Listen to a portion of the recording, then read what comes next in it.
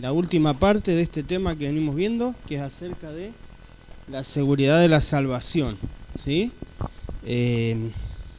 ¿Cómo eres tú? No, acá era. Ahí.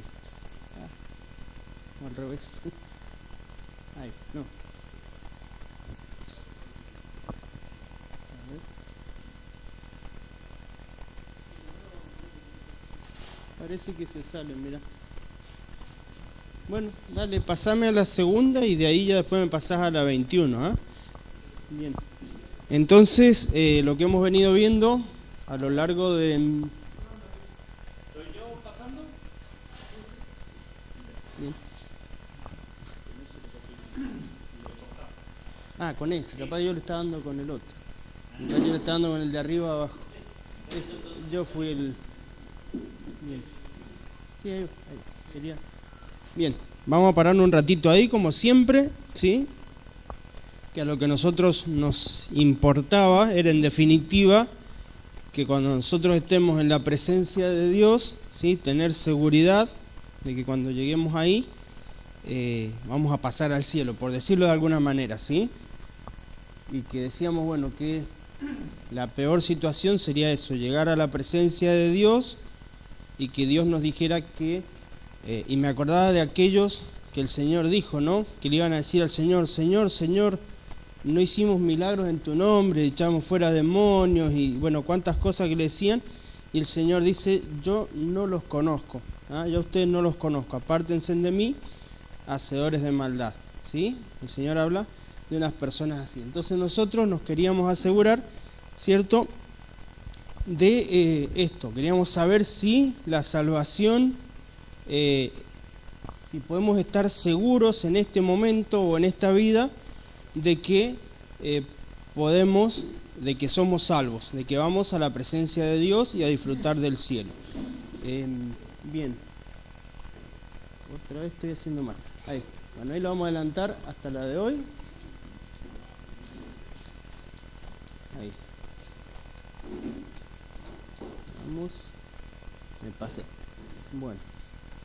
Bien, entonces lo que hemos ido viendo en estos días nos da a entender que definitivamente la salvación no se pierde, ¿sí? Cuando una persona ha recibido a Cristo como su Salvador y cuando Cristo lo ha recibido y lo ha salvado y lo ha hecho hijo de Dios, esa persona no se pierde, ¿sí?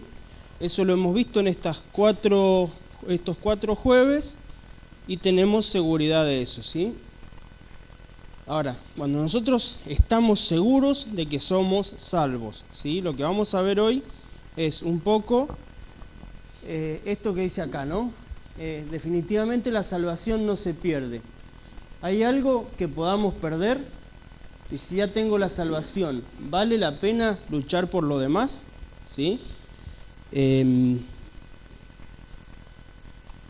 Sí, hay gente que a veces, ¿sí?, una vez que, si bien sabe que es salvo, ¿sí?, y si bien no es gente que diga, bueno, me voy a ir al mundo a cometer toda clase de atrocidades y de pecados, como que por ahí, y a veces todos los creyentes, ¿no?, nos relajamos un poco, ¿sí? Incluso hay creyentes que han llegado a decir, bueno, la salvación la tengo asegurada, no importa si no tengo premio, no importa si estoy en el último rincón en el cielo y en el último, por ahí diríamos de la mesa de Dios, en el último rincón, total, por lo menos soy salvo.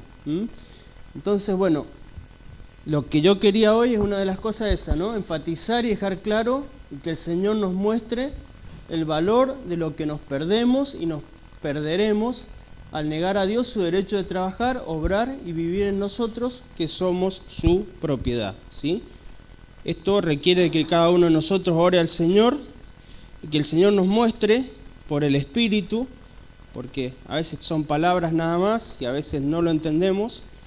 Hoy escuchábamos el texto aquel que dice, hablando del hombre natural, dice, el hombre natural no percibe las cosas de Dios porque para él son locura y no las puede entender, porque se han de discernir espiritualmente, ¿sí? Nosotros también, si vamos a entender esto y otras cosas, tenemos que rogar al Señor que por medio de su Espíritu nos abra el entendimiento y podamos entender, ¿sí? ¿Qué es lo que está en juego cuando somos hijos de Dios, cuando ya estamos salvos y seguros? ¿Qué es la otra parte que sí nos podemos perder? Y dicho esto, también hemos arrancado la reunión y no hemos orado, ¿sí? Es una falla mía, así que vamos a orar brevemente, ¿sí? Y nos encomendamos al Señor. Padre Celestial, queremos darte las gracias por el privilegio de tener tu palabra, por el privilegio de ser enseñados por ti, y quisiéramos rogarte que abras nuestro espíritu, nuestro entendimiento, nuestra cabeza, en nuestro corazón, para que lo que compartamos y veamos hoy lo podamos entender en lo profundo de nuestro ser, Señor. No solamente nuestra mente natural, sino nuestro espíritu, para que podamos entender esta palabra, Señor, y tomarla en serio y tomarla como una norma en nuestra vida. Te rogamos tu ayuda, te damos gracias, en el nombre del Señor Jesús. Amén. Bien. Entonces, eso es lo que yo quiero que hoy entendamos, ¿sí? Ahí, ¿sí? Ahí está Gálatas 5:22, ¿sí? Dice, mas el fruto del Espíritu es amor, gozo, paz, paciencia, bondad, fe, mansedumbre y templanza, ¿sí? No vamos a ahondar en los detalles de cada palabra ni nada de eso, pero eso, decía un hermano, es como una racimo, decía, con 9 frutos, ¿no? Y si uno se pone a ver esas cosas, ¿sí? Una persona que anda en el Espíritu tiene todas esas cosas, ¿no? Abundancia de amor, de gozo, de paz, de paciencia, de bondad, de fe, de mansedumbre y de templanza. ¿Faltó ahí?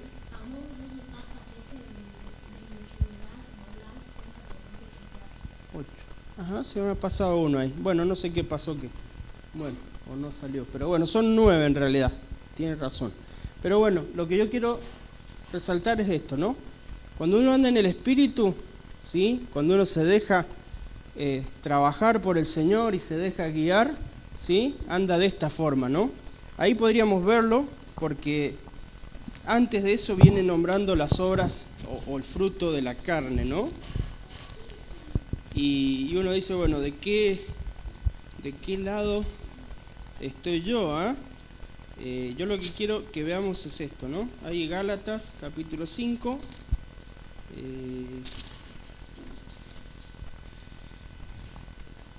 Mire, dice el versículo 19, y manifiestas son las obras de la carne, que son adulterio, fornicación, inmundicia, lascivia, idolatría, hechicerías, enemistades, pleitos, celos, iras, contiendas, disensiones, herejías, envidias, homicidios, borracheras, orgías y cosas semejantes a estas, acerca de las cuales os amonesto, como ya os lo he dicho antes, que los que practican tales cosas no heredarán el reino de Dios.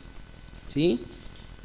Y me permiten decir, del otro lado del alambrado, si ustedes quieren, permítanme decirlo así, mas el fruto del Espíritu es amor, gozo, paz, paciencia, benignidad, bondad, fe, mansedumbre, templanza. Contra tales cosas no hay ley, pero los que son de Cristo han crucificado la carne con sus pasiones y deseos. Yo lo que quiero resaltar es esto, ¿no? Yo quiero tener esas cosas en mi vida, ¿sí? No me gusta lo otro, ¿sí? No quiero vivir de esa forma, Dice adulterio, fornicación, inmundicia, idolatría, lascivia, celos, iras, contiendas. Qué feo vivir de esa manera, ¿no? Vivir en ese estado Y eso es lo que vive el mundo. Si ustedes se ponen a mirar un poquito lo que hace el mundo, vive de esa forma, ¿sí? Si no se manifiesta de una manera, se manifiesta de otra, qué sé yo. Si no es adulterio o eso, es celos, es iras, envidias. Usted está en algún lado y le están hablando mal del otro. Va al otro lado y quizá le hablan mal del otro que le habló mal a usted. Y así, ¿no?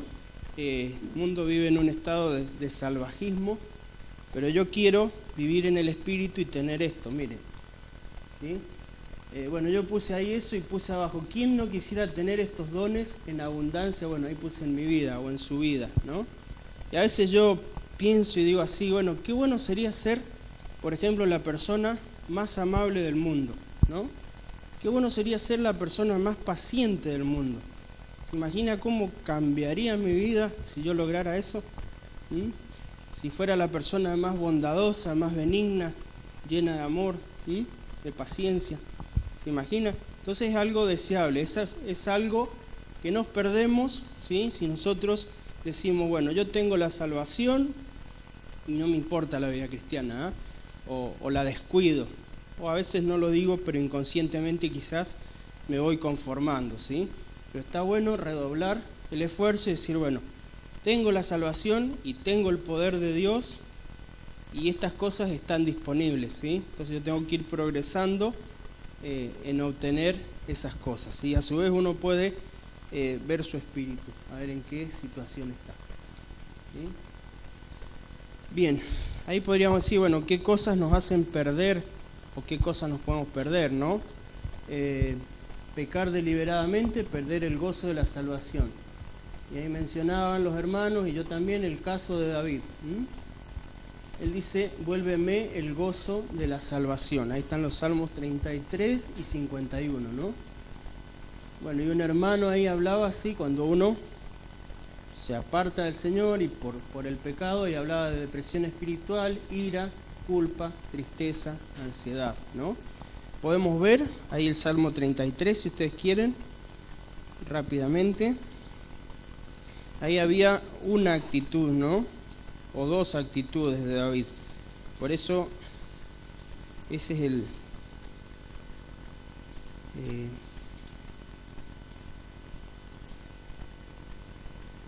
perdón, yo me he equivocado. No es el Salmo 33, sino que es el 32, sí. Dice, bienaventurado aquel cuya transgresión ha sido perdonada y cubierto su pecado.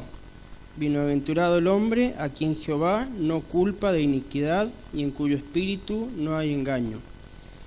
Y acá está la actitud que él mantenía al principio, ¿no?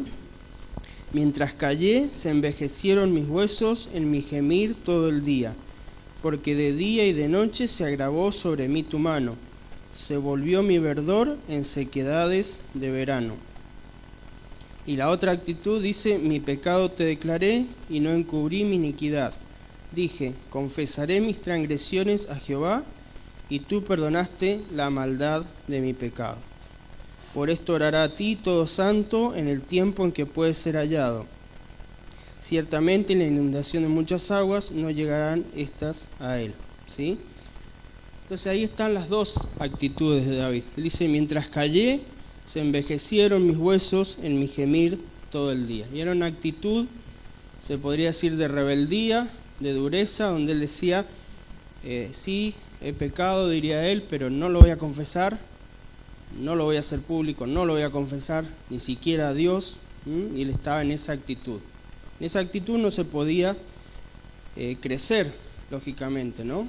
Nosotros tenemos esa actitud de decir, bueno, de rebeldía, de dureza, de orgullo quizás, no podemos progresar. Ahora cuando nosotros tenemos una actitud de decir, bueno, sí, yo soy pecador y estoy en la escuela del Señor y estoy siendo transformado por Él, y hay una humildad en nuestro corazón donde nosotros decimos, bueno, me equivoqué, o me puedo equivocar, o me voy a equivocar, eso es seguro, ¿sí?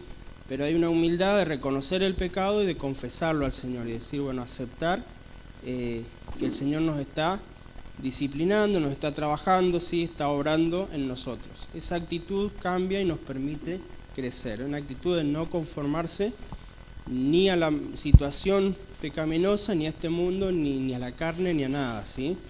Rechazar todo eso y buscar continuamente refugio en el Señor, ¿sí? Y todo el tiempo nosotros lo vamos a necesitar, ¿sí? Bueno, ahí yo me estaba acordando ahora de Billy Graham, ¿no? Tenía 95 años cuando murió, ¿no? Bueno, y vamos a poner un creyente así, con todo el conocimiento, la trayectoria, la experiencia. Uno podría decir, bueno, este creyente ya no tiene que confesar nada, no tiene... pero yo estoy seguro que él todos los días tenía que orar al Señor en arrepentimiento, en búsqueda, en perdón, ¿no? Pedido de perdón, ¿sí? Por más experiencia que él haya tenido y por más de todo, ¿no?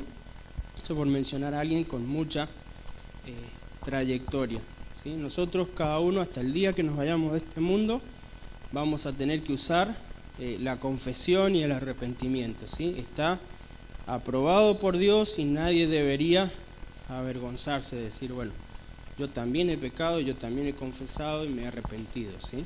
A veces nos da un poquito de vergüenza, ¿no? Como si, no sé, que fuera algo, ¿no? Pero bueno, es así. Nadie debe avergonzarse delante de los otros por decir, bueno, yo soy un pecador que confiesa sus pecados, ¿no? Si la iglesia está formada justamente por pecadores perdonados, ¿no? Bien. Esa es una buena pregunta para hacerse siempre, ¿no? ¿Has perdido el gozo de la salvación? ¿Sí? No hace falta explicarle a un creyente verdadero lo que es el gozo de la salvación, ¿sí? Y uno puede notar si lo ha perdido, ¿sí? Hay algo adentro que está roto, ¿sí? Que no funciona, ¿sí? Y no tenemos ese gozo, esa comunión, esa facilidad para acercarnos a la presencia del Padre, ¿no? Para disfrutar de su comunión. Pero eso es algo que debemos preguntarnos y es bueno recuperarlo, ¿sí? Bien. Bueno, estos son pequeños. Dice, afirmar el corazón con la gracia. Y bueno, y acordándonos del versículo aquel que dice que el hermano que es de doble ánimo es inconstante en todos sus caminos, ¿sí? Y entonces nosotros tenemos que crecer en las cosas del Señor, tenerlas claras, ¿sí? Y afirmarnos de una buena vez, para decir, bueno, no estar, decir, un día arriba, un día abajo, ¿sí? Y estas cosas que estamos hablando acá, saberlas y tenerlas sabidas, ¿no? La salvación no se pierde, podemos confesar nuestros pecados y restaurar nuestra comunión, ¿sí?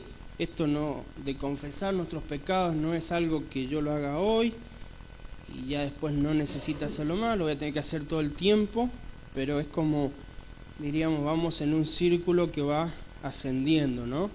Debería ser así, ¿sí? Pero no ser así de doble ánimo, crecer en la gracia de tal manera que nosotros tengamos una firmeza, una estabilidad, ¿sí?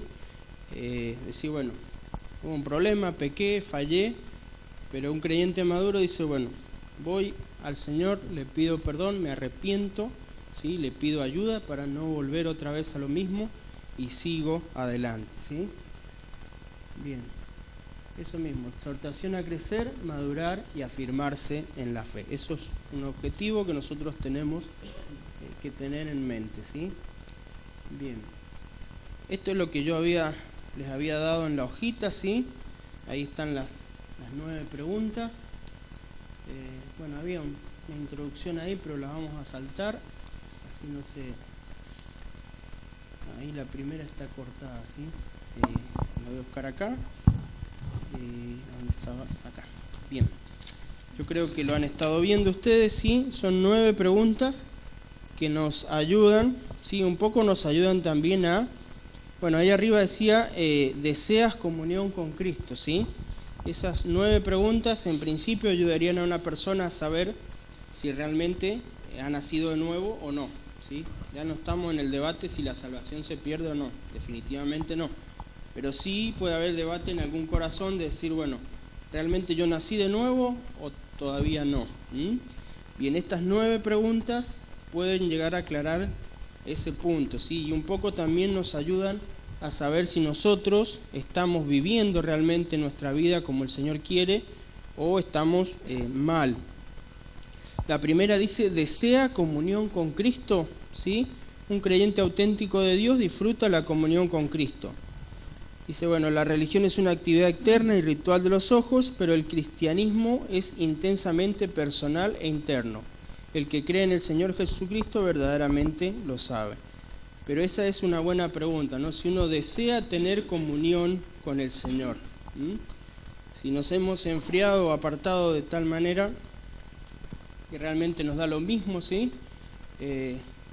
Nosotros vivimos de una manera que nos da lo mismo, no leemos la palabra, no oramos, no cantamos un solo coro, no hacemos nada porque la comunión con el Señor realmente no nos importa. Pero eso es una pregunta que cada uno debe hacer. ¿Cómo estoy yo? ¿Estoy deseando comunión con el Señor o realmente no? ¿Sí? Eso es algo verdaderamente que debemos analizar en nuestro corazón. La segunda, decía, ¿practica usted la confesión de pecado? Ya hablamos bastante de esto, ¿sí?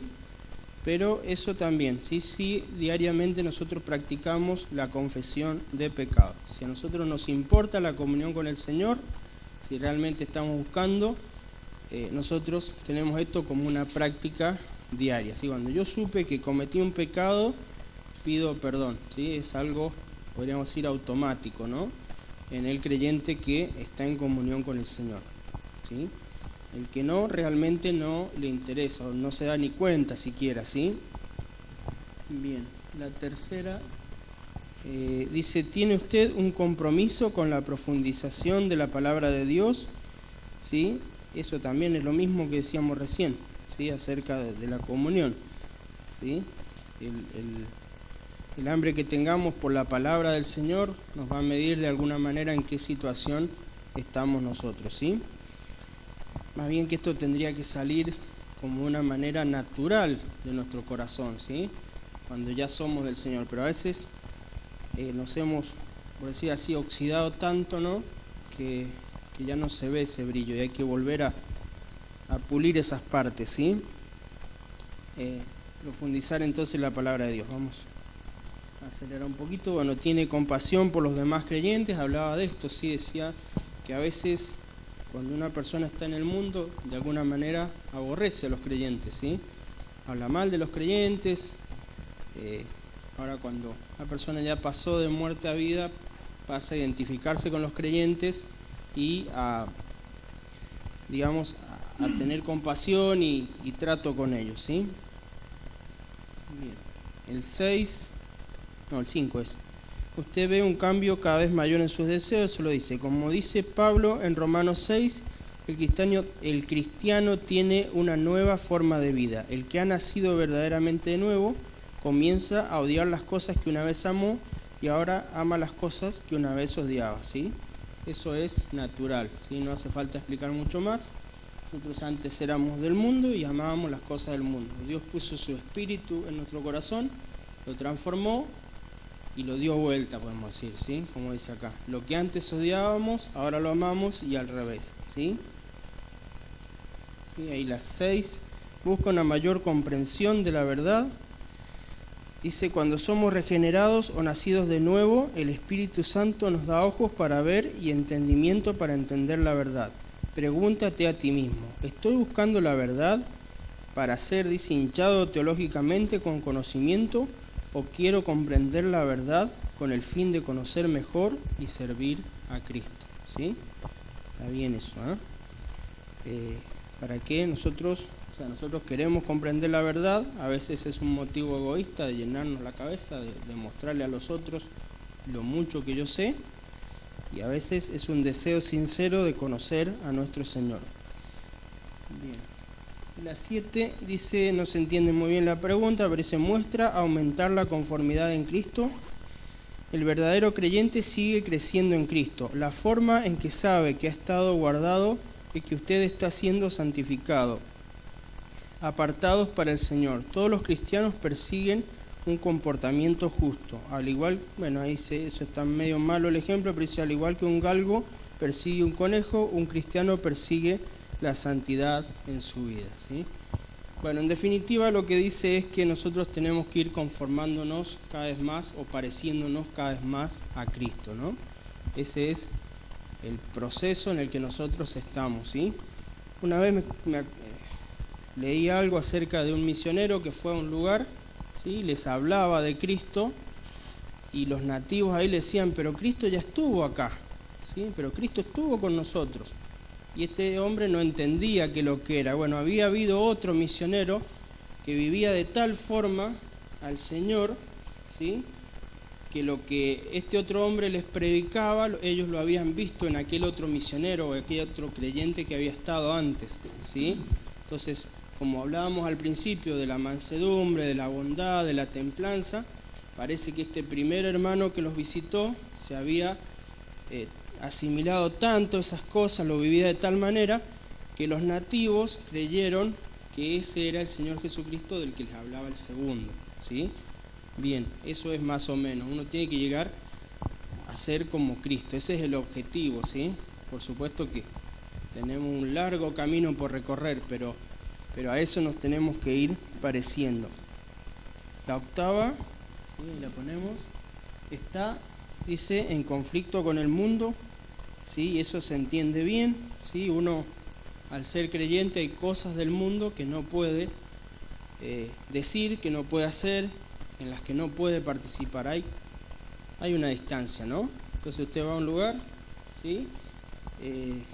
No sé, qué sé, están contando chistes sucios, usted no participa. ¿Ah? No sé, qué sé yo, a veces dice, bueno, lo invitan a tomar bebidas alcohólicas, bueno, usted dice no. Y a veces es por, más que nada por el testimonio, pero a veces dice, bueno, yo no tomo esto, ¿sí? Antes lo hacía, ahora no. Antes me hacía mal, yo tomaba esto y me emborrachaba, bueno, no tomo más, ¿sí? Y los amigos no entienden, pero sí, bueno, no se emborracha más. ¿Ah? Y cosas así, ¿no? Cosas que antes... Entonces hay como una separación ahí, hay una distancia, ¿sí? A mí me ha pasado en la escuela, en todos lados, sí, bueno, hay que marcar una distancia necesariamente, ¿sí? Cosas que no las podemos compartir, ¿sí? Eso nos ayuda también a ver en qué estado estamos nosotros. Bueno, y la novena dice, tiene confianza en la oración. Un verdadero cristiano vive su vida confiado en Dios, él orará a Dios para satisfacer sus necesidades, ¿sí? Eso también es algo que cambió en la vida nuestra, ¿sí? Al ser del Señor, que antes todo lo buscábamos y lo procurábamos por nuestro propio esfuerzo.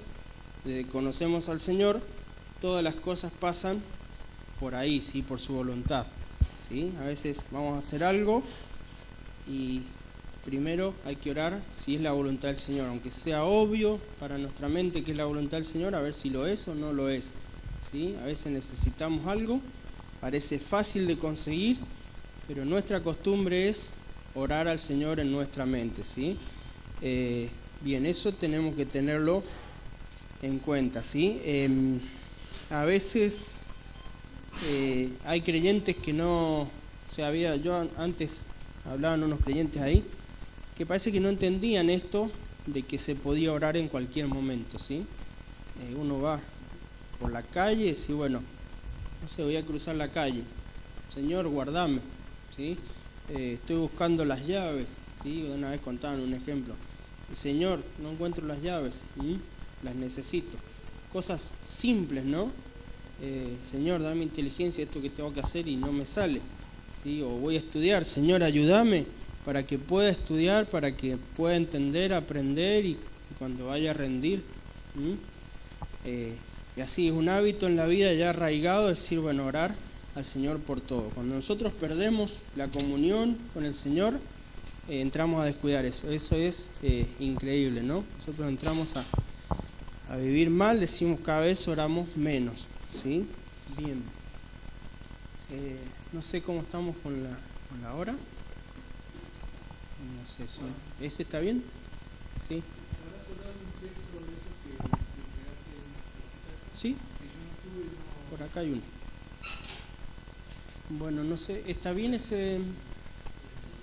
No. Son las 9. 29 minutos. Bueno. Si te tenés que extender un poquito. No, porque queda bastante, ¿no? Porque está la otra parte de la hojita y después estaba lo que ese cuestionario, ¿no? Pero bueno, no sé. Como quieras, si no, el jueves que viene también. Bueno, quedaría esa parte, ¿no? La segunda parte de la hojita, eso, y bueno, el cuestionario que estaba dando vueltas ahí que no lo hemos resuelto. Dale. Bueno, eso lo dejamos acá. Bien. Entonces para el jueves que viene nos queda esa partecita, ¿sí? Yo espero que esto haya servido, ¿sí? Y más allá de lo mal expresado podríamos decir, si está esto importante, el objetivo ese que nos planteábamos, ¿sí? Queda esto, ¿sí? Saber lo que nos perdemos en la vida como cristianos, en esta vida, por no valorar, ¿sí? Lo que el Señor nos ha dado, en lo que Él nos ha puesto, ¿sí? La carrera que tenemos por delante, dice el apóstol, ¿sí? Con todas las cosas que eso lleva. Y queda la otra parte que no dijimos nada, que es el premio final, ¿sí? Dice allí, cuando nosotros estemos en la presencia del Señor, ¿sí? Que no nos alejemos de Él avergonzados, dice el apóstol, creo que el apóstol Juan, ¿sí? Y eso tenemos que tenerlo nosotros bien en nuestra mente, ¿no? ¿Cómo será eso? Decir, bueno, me tengo que alejar avergonzado del Señor Jesucristo, ¿no? De tal manera descuidé la salvación. Ahora que estamos hablando ya y que estamos en esto, es la salvación también implica esa parte de la vida cristiana, ¿no? De tal manera descuidada que el Señor está allí, sí, se están reuniendo, no sé cómo será, todos los creyentes con Él ahí, y hay un creyente que está tratando de alejarse avergonzado, ¿sí? Tan mal vivió ese creyente, ¿ah? Que tiene la salvación porque está ahí, pero tan mal ha vivido que le da vergüenza acercarse al Señor que murió por él, que dio su sangre y su vida por él, ¿sí?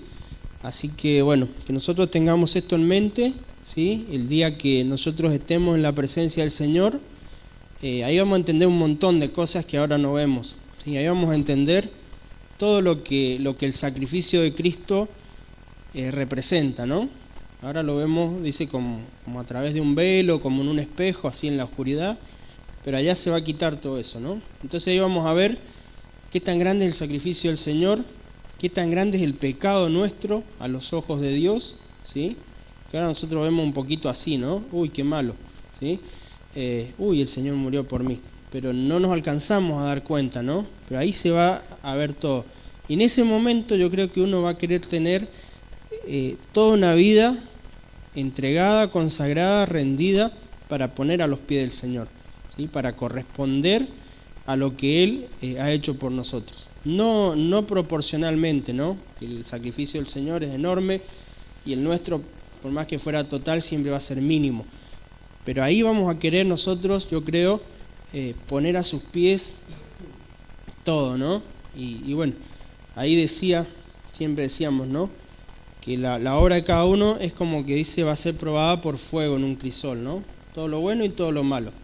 Y ahí dice, el fuego la va a probar. Nosotros por ahí bromeábamos un poco así, decíamos, bueno, escarbando un poquito en las cenizas, una monedita, ¿eh? Acá hay una monedita, Señor, ¿ah? Y no, que no sea así, que sepamos valorar el sacrificio que el Señor hizo por nosotros y, como les decía al principio, que el Señor nos abra los ojos, ¿sí?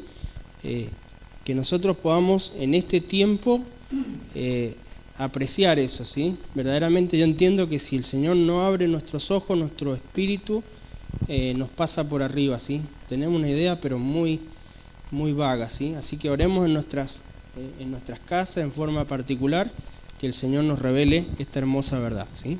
Bien, acá.